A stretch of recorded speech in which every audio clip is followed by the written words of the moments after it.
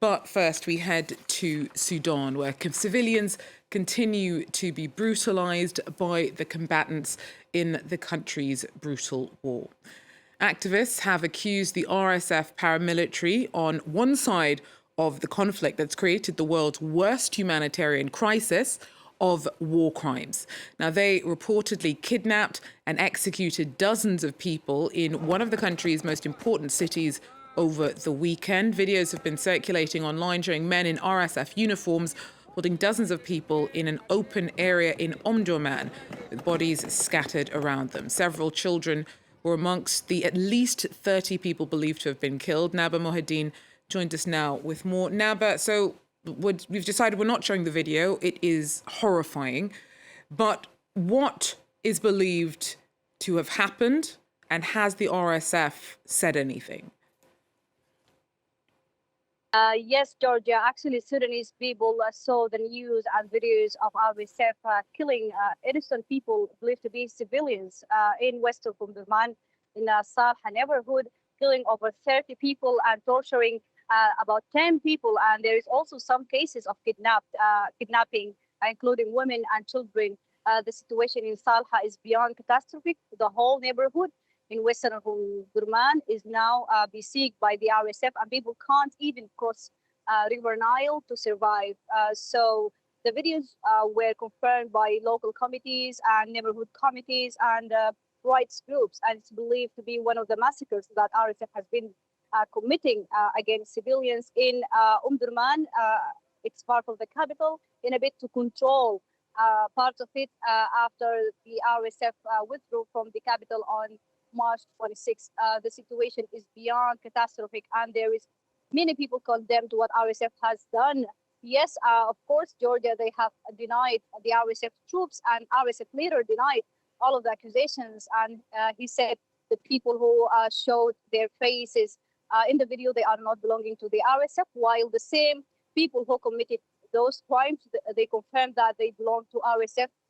In live streams, they opened live streams and confirmed that they are part of RSF leadership in Omdurman. So it's a tragedy, a new tragedy added to many tragedies around the country, especially that it's targeting civilians, innocent civilians, and of course, unarmed civilians, Georgia. So, Naba, you mentioned there the leadership in Omdurman. This latest incident comes actually not long after, just a few days actually, after the RSF changed its leadership structure in the city. And that was presumably is in response to its losing control of the capital, Khartoum, to the army.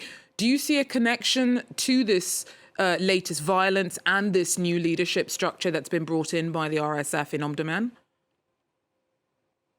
Yes, Georgia, not only me saying this, but also analysts and many Sudanese people believe that this is part of RSF tactics and strategies to tell civilians that there is no safe place and Khartoum is not safe. Omdurman is part of Khartoum. It's the twin city, but it's the city, it's the largest Khartoum. It's the largest city of Khartoum, the capital. Khartoum state contains from Khartoum, Bahri and Omdurman. So it's a direct message telling the civilians who are returning home after the Sudanese armed forces controlled the capital 4 weeks ago that there is no safe place. And it's also, some people believe that they are right now revoking the army, which is 10 kilometers away from Salha, where the massacre took place. So yes, they have changed their leadership, and they are sending a message to the Sudanese army leadership and to civilians that they are penetrating towards Omdurman again, and the war is not over yet. And more widely, you know, we've touched upon some of the reversals and the big changes in the landscape that's happened since the beginning of the year. What is the big picture looking like in terms of the dynamics of the war, particularly since the RSF was pushed out of Khartoum by the army?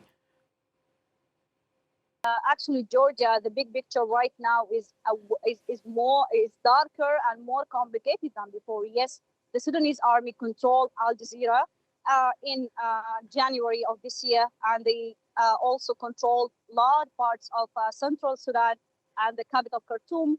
But we saw the clashes intensified in Al Fashir and in Darfur. That means the RSF are not giving up, and the war has not ended yet. So the big picture right now is darker And people had some glimmer of hope that the two warring parties could stop at this point, and RSF could stop targeting civilians and could stop besieging al-Fashir. But right now, as I'm telling you, that the picture is really dark, and there is no hope or glimmer of hope of negotiation in the site. While I'm speaking to you right now, there is some power plants and water plants, large power plants and water plants in the country have been targeted by the RSF. There is a total blackout here in Port Sudan, where I'm staying, in River Nile State, in Northern State. So right now, the civilians feel they are targeted, and they are paying the highest price of this war. 11 people were killed, Georgia, in a displacement camp. People who fled the violence in Khartoum, they were killed in a displacement camp by drone attacks. So right now, there is a new phase of war. There is wide range. Drones are used to target main infrastructure, including water and power plants in even safe regions. So there is Naba? no hope of this war to end soon unless the two warring parties put the guns very soon.